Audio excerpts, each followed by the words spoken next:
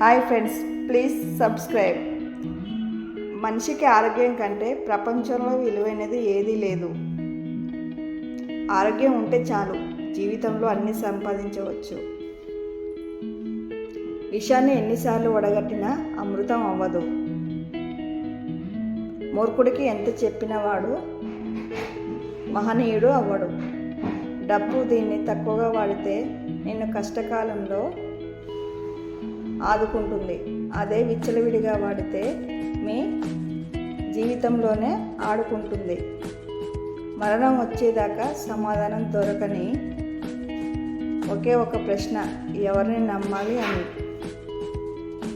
ఎవరో వస్తారు, ఏదో చేస్తారని ఎదురు చూడకు మిత్రమా. నీ కోసం ఎవరు రారు, ఏమీ చేయరు. అది ప్రయత్నమైనా పోరాటమైనా. ప్రపంచంలో అందమైన వారిని ఎంచుకోకండి. మీ ప్రపంచాన్ని అందంగా మార్చి ఉంటే వారిని ఎంచుకోండి. నవ్వించిన వారు 4 రోజులు గుర్తుంటే, ఏడిపించిన వారు మాత్రం ఎప్పటికీ గుర్తుంటారు. దేవుడు ఈ ప్రపంచాన్ని చాలా అద్భుతంగా సృష్టించాడు. 100 కేజీల బియ్యం బస్తాను మోయగలిగే వ్యక్తి దానిని కొనలేడు. అలాగే దానిని కొనగలిగే వ్యక్తి దానిని మోయలేడు. ఒక స్త్రీ మీతో సమస్యలను పంచుకుంది అంటే ఆవిడ మిమ్మల్ని నమ్ముతుంది అని గుర్తుపెట్టుకోండి. ఆవిడకు మీరు ధైర్యం ఇవ్వండి. నువ్వు వెచ్చించే ప్రతి రూపాయి 100 రూపాయలు సంపాదించగలిగితే అనుభవంగా మారాలి. కానీ 1000 రూపాయలు పోగొట్టుకొని వ్యసనంగా మారకూడదు. కొడుకు గుణం పెళ్లి తర్వాత, కూతురు గుణం వయసులో ఉన్నప్పుడు,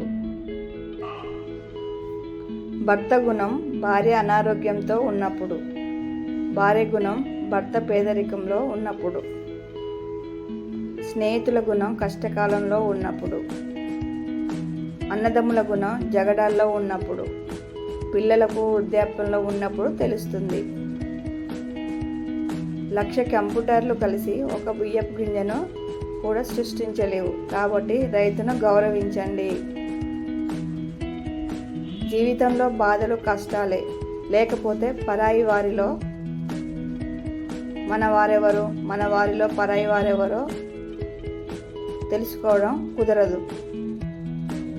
మనసు పెట్టి పని చేస్తే పనిలో విజయం చేకూరుతుంది. మనసు పెట్టి చదివితే మనిషికి చదువు వంట పడుతుంది. మనసు పెట్టి పూజ చేస్తే ఆ పూజకు సాధకత వస్తుంది.